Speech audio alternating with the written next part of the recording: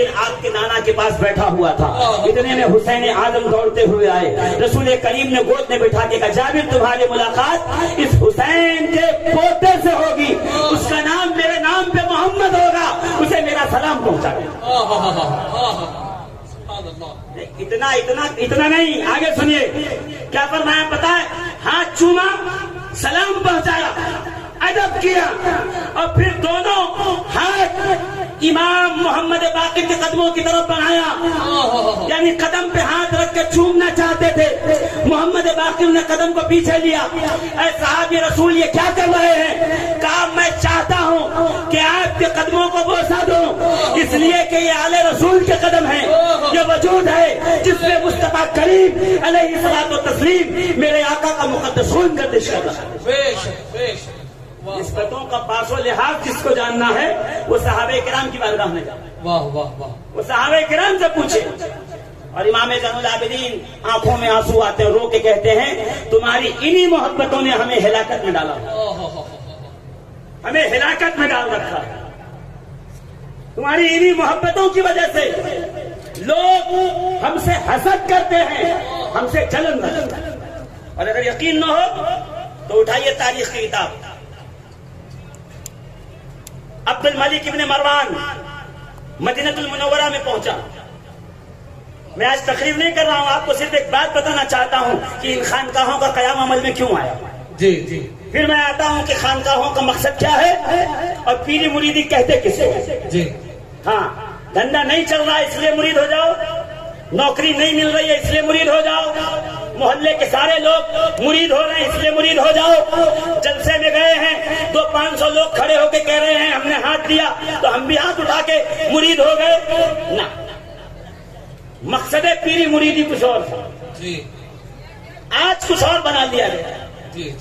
پہلے دور اس بات کی تھی کہ دیکھتے ہیں کون اپنے مریدوں کو خدا تک پہنچاتا ہے، اور اب دور اس بات کی ہے کہ دیکھتے ہیں کون زیادہ مرید بناتا ہے۔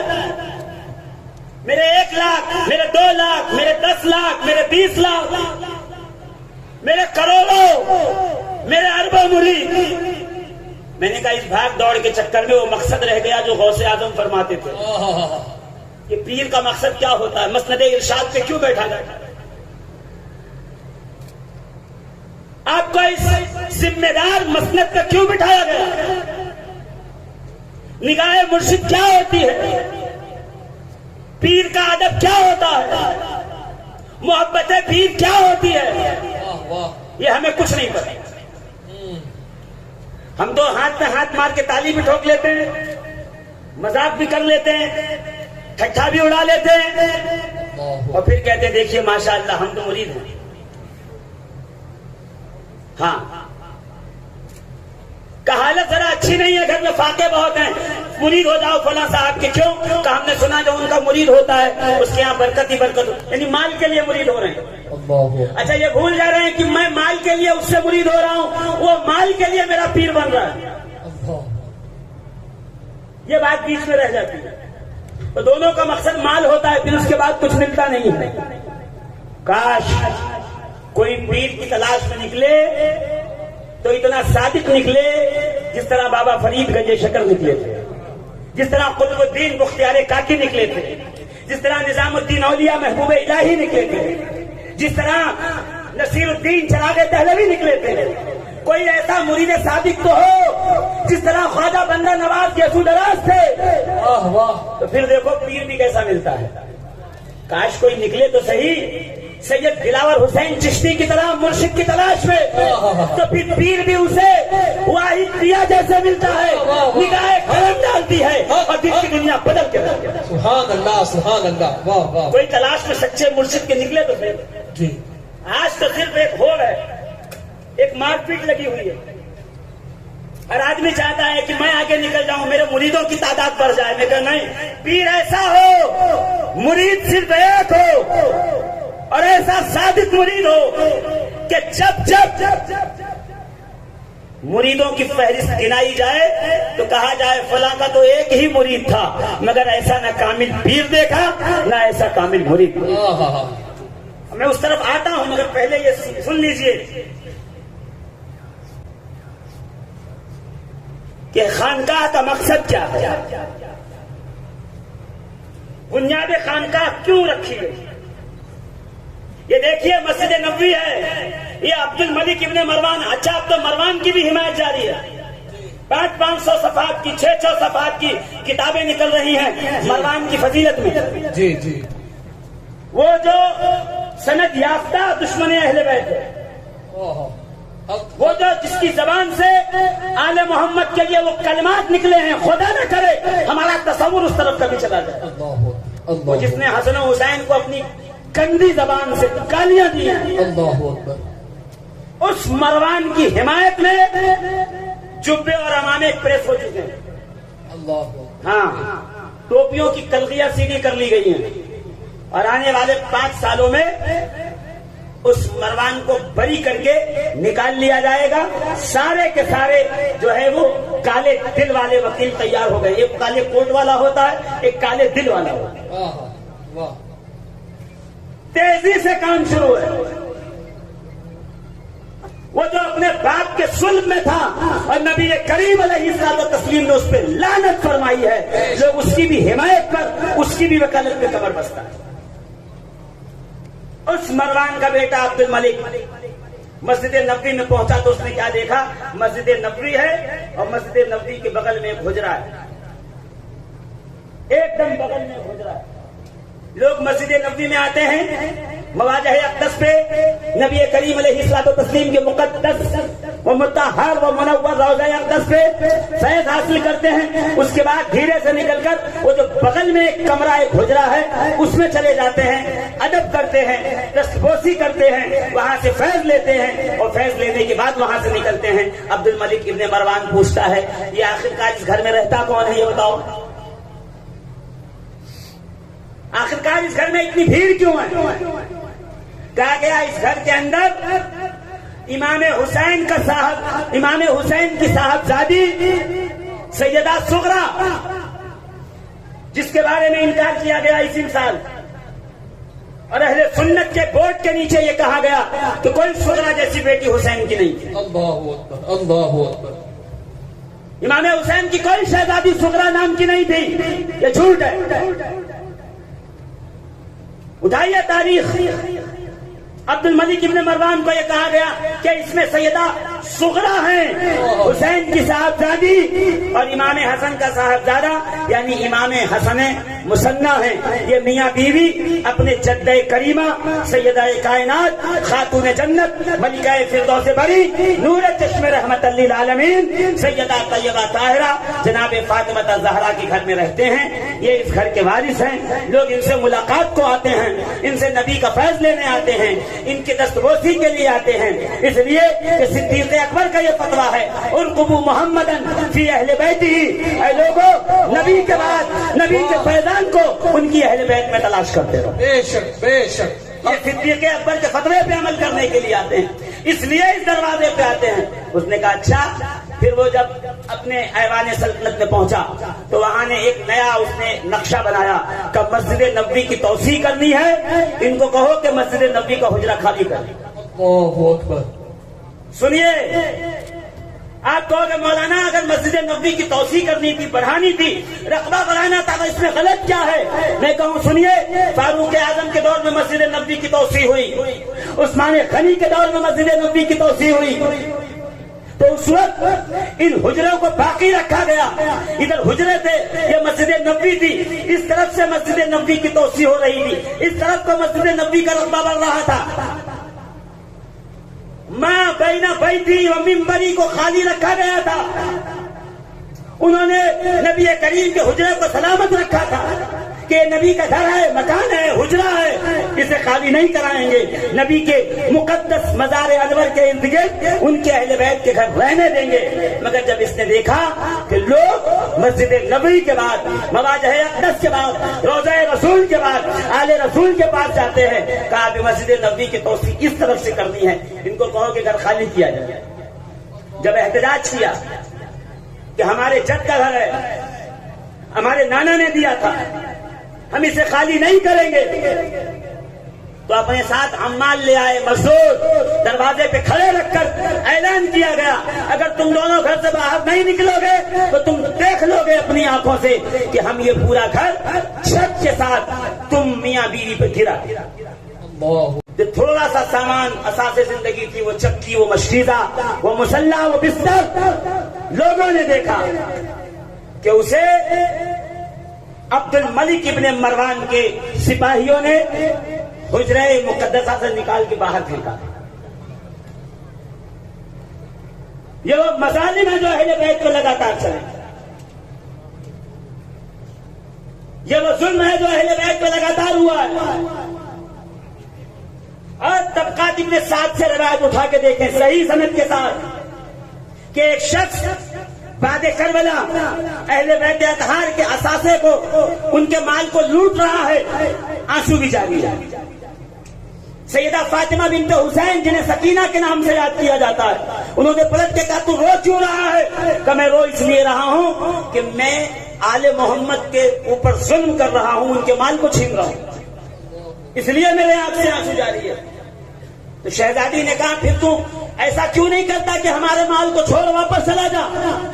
تو وہ آنسو پوچھتے ہوئے کہتا ہے میں اگر تمہارا مال چھوڑ کے واپس چلا جاؤں گا تو مجھے یقین ہے کوئی اور آ کے تمہارا مال تم سے چھین لے گا، اس لیے میں چاہتا ہوں کہ میں ہی لے لوں۔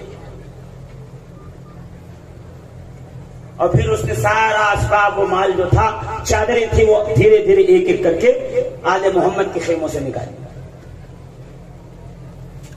عزیزان ملت اسلامیہ، تاریخ اٹھا کے دیکھیے، سیدہ زینب بنت علی سے پوچھیے، دختر امام حسین سے، جن کے بارے میں مولائے روم فرماتے ہیں کہ حدیث عشق را دو بابس کربلا و دمشق، یہ کہ حسین رقم کر دی کرے زینب، کہ عشق کے دو دروازے ہیں، ایک دروازے پہ حسین لکھا ہوا ہے، دوسرے دروازے پہ سیدہ زینب لکھا ہوا ہے۔ میں واقعات کی طرف نہیں جاؤں گا، صرف اشارہ کر کے آپ کے سامنے سے گزرنا چاہتا ہوں۔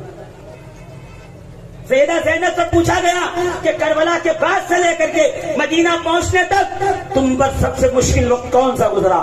تو رو کے کہتی تھی بس ایک ہی مشکل وقت تھا، ہم دربار یزید میں ایسے پیش کیے گئے جیسے مجرم پیش کیا جاتا تھا، اور اس حال میں کہ ہمارے سروں پہ چادریں نہ تھیں، ہمارے دوپٹے نہ تھے، اور سامنے یزید بیٹھا ہوا تھا، اس کے حوالی، اس کے موالی، اس کے سارے ایوان سلطنت بیٹھے ہوئے تھے، ہم بغیر چادر و مخنا کے ننگے سر جھکائے ہوئے یزید کے دربار میں کھڑے تھے، لوگ ہنسی و ٹھٹھا کرتے کہتے اس میں ایک سرخ کالوں والا ایک سپاہی کھڑا ہو کر کے اہل بیت اطہار کی محترم خاتون کی طرف اشارہ کر کے کہتا ہے یزید، اے بادشاہ وقت، اے امیر، تو اجازت دے تو ان قیدیوں میں سے اس لڑکی کو میں اپنا غلام بنا دوں۔ کہتے جناب فضہ جو خاندان کی خادمہ تھی، جلال میں آ کر کے جو اسے لعنت یزید میں بھیجی کہ تو کیسا امتی ہے، تیرے سامنے تیرے نبی کے گھر والوں پہ ایسی بات کہی جا رہی ہے اور تو خاموش سن رہا ہے۔ کہ جب دو جملے سختی کے ساتھ کہے تو یزید نے کہا اس عورت کی گردن اتار دو، تلوار نکلی، جلاد بڑا گردن اتارنے۔ جناب فضہ حبشہ سے تھی، حبشہ کے 70 سپاہی تھے، انہوں نے تلواریں نکال کے کہا خبردار، اگر ہمارے قوم اور ہمارے علاقے کی خاتون پہ کسی کی تلوار اٹھی ہم یہیں پہ بغاوت کر دیں گے، خون کی ندیاں بہا دیں گے۔ یزید نے دیکھا کہ حالات خراب اور ناگفتہ بے ہو رہے ہیں، بغاوت کہیں نہ ہو جائے، جانے دو، چھوڑ دو۔ اس کے بڑھاپے کی وجہ سے ہم نے چھوڑ دیا۔ سیدہ زینب کہتی پھر میں نے مدینے کا رخ کر کے کہا نانا دیکھا آپ نے ایک خادمہ کی حفاظت کے لیے 70 تلواریں نکل آئیں، مگر آپ کی شہزادیوں کو ہاتھ باندھ کر رسن بستہ دربار میں پیش کیا گیا، کوئی نہیں تھا جو کھڑا ہو کر کے یہ کہہ دے کہ ہم آل محمد کی حمایت میں کھڑے ہیں۔ یزید ان کے ہاتھوں کو چھوڑ دے، ان کی رسیوں کو ڈھیلا کر دے۔ آج ہم کتنے لاچار و مجبور ہیں نانا، آج ہمیں کس طرح سے دربار یزید میں پیش کیا۔ عزیزان محترم، تاریخ اٹھائیے، تاریخ پڑھیے. امام زین العابدین علی جدہ علیہ الصلوۃ والتسلیم جب کربلا سے لوٹے ہیں تو ایک ہی جملہ زبان پہ ہوتا تھا, پیاس ہم سے زیادہ کوئی برداشت نہ کیا ہوگا کسی نے, بھوک کو ہم سے زیادہ کسی نے دیکھا نہ ہوگا. ہم سے زیادہ بھوک اور پیاس کو کون جانتا ہے. میں نے اپنے بھائی کو جھولے میں پانی کے لیے ننھی زبان باہر نکالتے ہوئے دیکھا ہے. میں نے اپنی بہن سکینہ کو خشک مشکیزے کو بار بار پلٹتے ہوئے دیکھا ہے. میں اپنے پھوپھیوں کو پانی کے مشکیزوں کی طرف لالچ بھری نگاہوں سے, حسرت بھری نگاہوں سے دیکھتے ہوئے دیکھا ہے میں نے. ہم کئی کئی دن کے بھوکے ہوتے تھے. ہم زمین پہ اپنے آپ کو گرا لیتے تھے. جہاں زمین پہ تری ملتی تھی, گیلی زمین ہوتی تھی, وہاں اپنے رخسار رکھ لیتے تھے کہ تھوڑی سی ٹھنڈک مل جائے تو جسم اور روح کو کچھ راحت آ. اب جو امام زین العابدین سید سجاد پہنچے ہیں نا مدینے میں, تو مدینے کی بستی میں گھر نہیں بنایا, مدینے کی آبادی میں گھر نہیں بنایا. وہ بستی سے دور ایک چھوٹی سی کٹیا بنائی ہوئی, ایک چھوٹا سا گھر بنایا ہوا ہے, اور ایک لنگر خانہ قائم کیا ہوا ہے جس میں صبح و شام تندور میں آگ جل رہی ہے, دھواں نکل رہا ہے. اور عرب میں کس تندور سے دھواں نکلتا ہو تو لوگ یہ سمجھ جاتے تھے کہ اس طرف جاؤ کچھ نہ کچھ تمہیں کھانے کو ضرور مل جائے گا. سید سجاد وہ ہیں جنہوں نے کربلا سے واپس آ کر لنگر خانہ کھولا ہے. پہلا بعد کربلا سب سے پہلی خانقاہ کی بنیاد سید سجاد امام زین العابدین. دوست ہو یا دشمن, اپنا ہو یا پرایا, ساتھی ہو یا قاتل, سب کے لیے دروازہ کھلا رکھا. یہ ہے کانسیپٹ خانقاہ کا.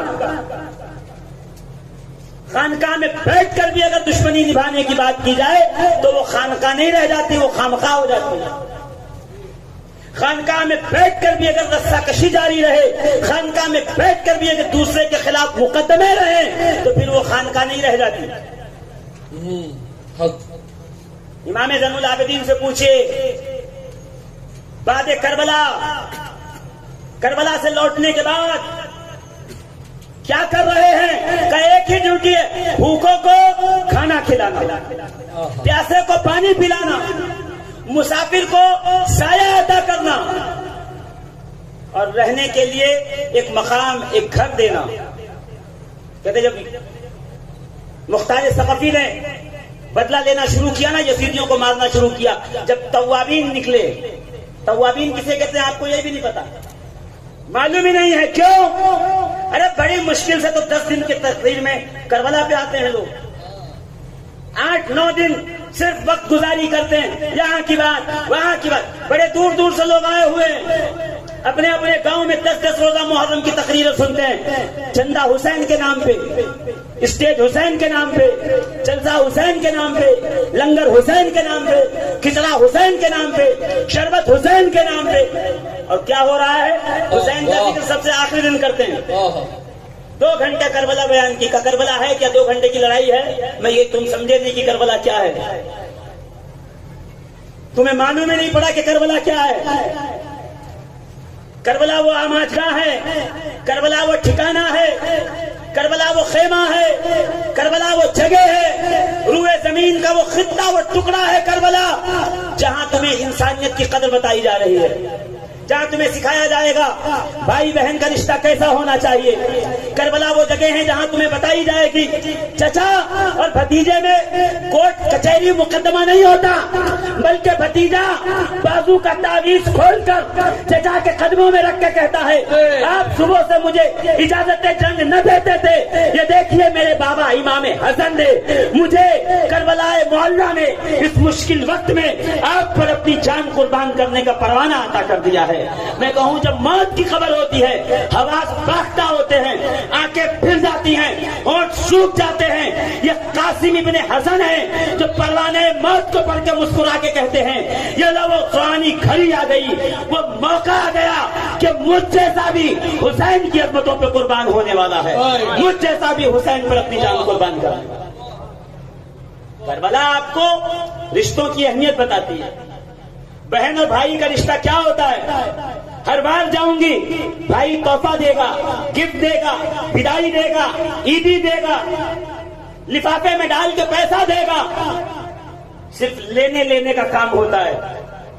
کربلا میں آئیے تو میں بتاؤں, ایک بہن وہ بھی ہے جو پروردہ آغوش فاطمہ زہرا ہے, جو علی کے مرتضیٰ کی زینت ہے, جس نے 5 سال نبی مکرم کے گود میں ایسے گزارے ہیں کہ مصطفیٰ کریم نے اپنی زبان زینب کے منہ میں رکھی ہے, اور جب زینب تفسیر قرآن بیان کرے تو علی کے مرتضیٰ باب علم مصطفیٰ مسکرا کے کہے زینب وہ ہے جسے نبی نے قرآن ایسے پڑھایا ہے جیسے پرندہ اپنے بچے کو دانا کھلاتا.